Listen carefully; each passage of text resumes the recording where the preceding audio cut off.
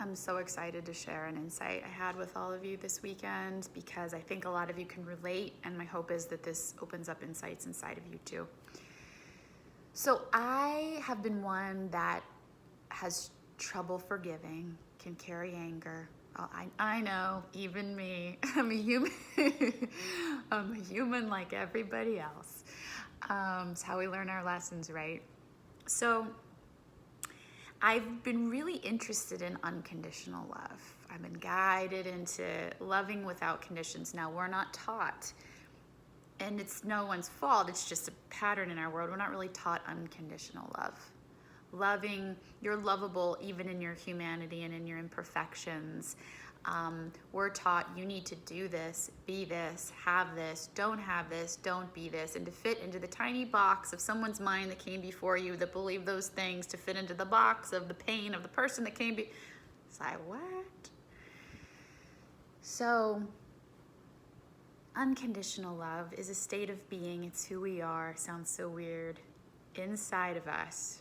It's an energy, a state of being, a presence that has the ability to offer kindness and care regardless of your mistakes. Some call this God, source, heart, higher self, right? We can call it nature. We can call it whatever we want to call it. So I sat down, and I invite you to do this exercise. I sat down and I thought, well, so there's unconditional love to self and unconditional love to others. And I sat down and I thought, well, why am I afraid to unconditionally love? Because if I wasn't afraid to do it, I'd be doing it all the time. Same, okay? So sat down, and I feel like what I came up with was pretty common, which is why I want to share it, and then you can get into your own thing. And my mind said, if I unconditionally love you and myself, then let's say it's for other people right now, then they won't realize what they did wrong. It's like we use conditional love to punish and teach lessons. It's a very common thing.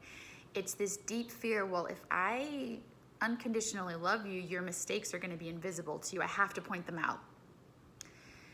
And if I don't point them out, you're going to keep doing them, and then I'm going to be hurt. So it was this, my mind's best guess, a defense mechanism at protection.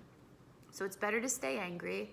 It's better to not forgive you. Even if I'm not outwardly angry all the time, it's like I gotta hold on to that low grade irritation at you or them or whatever, or myself. Because if I don't, I'm gonna be off the hinge and not learn my lessons, and whoever did whatever I perceived as negative before me will not learn their lessons either. And they'll keep hurting me. So as I explored this more, and I'm curious if this relates to you, but as I explored this more, this is the cool thing about exploring stuff too. As you explore and you journal and you meditate and you see new information comes into your mind. So because I sat down and I wanted to look at this with an open mind, if I want to see past this, I want to get out how I see, not that that's like, ooh, that's how I see, that's terrible. It's like, what was programmed in me? And then how else can we see this? So I ended up through my journaling getting to the point of my presence, your being, your light, your essence, your soul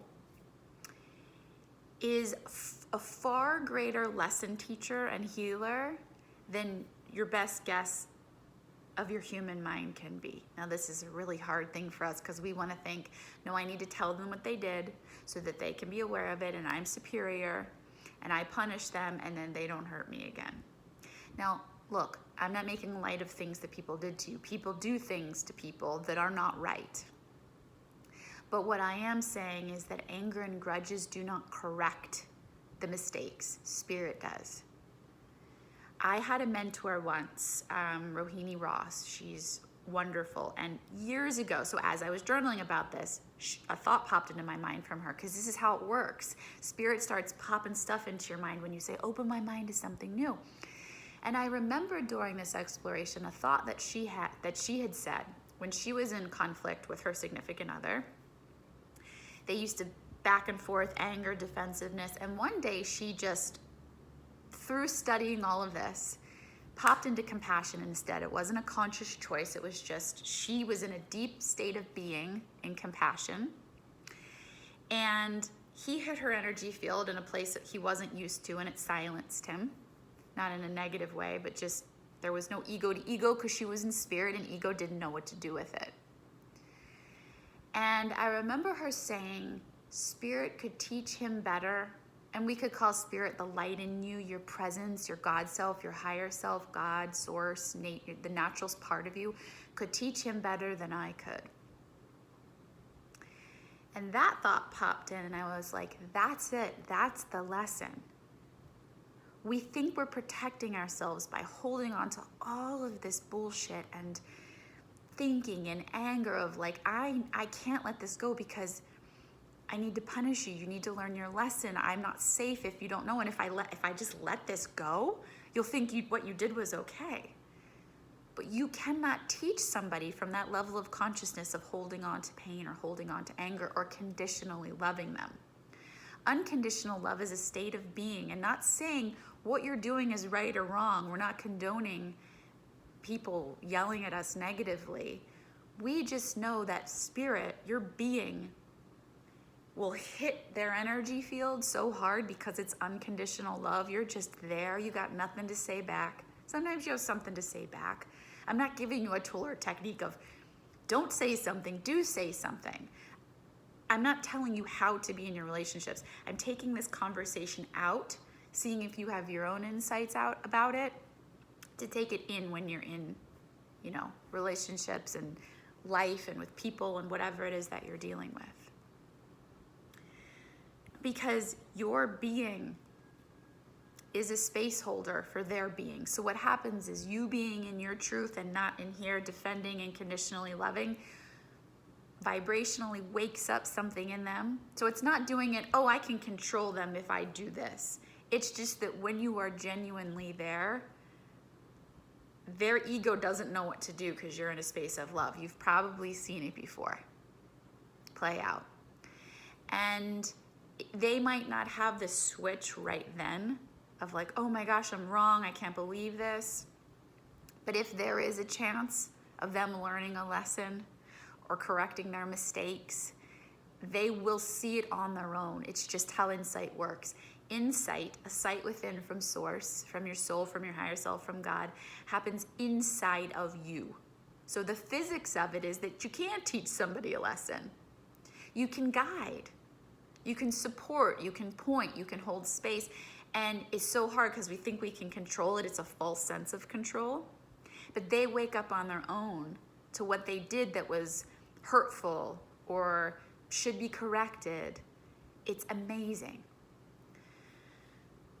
So I'm curious for you, what are your fears around unconditionally loving? If I unconditionally love myself and others, what is my fear? And ask yourself when you write this down, how I got to my solution. Is that true? And how else could I see this? Is it hurting me when I see it this way? How else can I see this? And you get really curious, and then my mind got me to the point of like, as I was exploring, I had all these new ideas, and I was like, oh my gosh. Jamie's mind, Jamie's ego isn't the teacher. My light is, my spirit is. And that's hard for us because we're like, oh my gosh, I'm not getting the credit. I'm not superior. Something else is teaching through me, but something else has been teaching through you all along. Something else has been teaching through them, correcting through them. We just have to have the patience, the compassion, and the love, which I know is not easier said than done, which is easier said than done, not always easy. This is a practice. And just starting to see, wait a minute, like being angry and trying to teach people. I have gotten my throat chakra and my chest so tight over the years by trying to get people to hear me and prove points and all of that. And you wake up one day and you're like, okay, the physics of it is that I'm trying it this way and it's not working, even though my brain's like, I can't let that go. Well, we could do that for 40, 50, 60, 70, 80 years, or we could say, all right, brain, whatever I believe about unconditional love, we can come back to that. But let's just see whatever new thought you're telling me here about how to move forward and how to be in peace, about letting this unconditional love be the teacher and that I'll actually get what I want is somebody coming to me and saying, hey, that thing I did, sorry. Maybe you'll get it, maybe you won't. But if there's a chance of you realigning to love, you have to be the brave one and the bold one. And again, I know we're not taught this in our world. This can seem so weird and disorienting. Unconditional love, that's not a thing, and people are going to walk all over me. Well, you can learn boundaries. This doesn't mean I'm a pushover, you're a pushover. It's like there's this intelligence in me that will know if what I'm doing is too much, but push it a little bit. What if you're the light and that presence that somebody's been craving? No one has probably unconditionally loved them. What if you could give that to yourself too? What if you could know that, there's something in you that knows when you're wrong or needs to correct a mistake, that you don't need to hold on and punish yourself, that you're a normal and perfect human being, and that you deserve unconditional love, and so do others, even if you were taught conditional love. So have fun with this exploration. Let me know what comes up for you. I think that's it. Sending you all my unconditional love. I'll see you guys in the next video.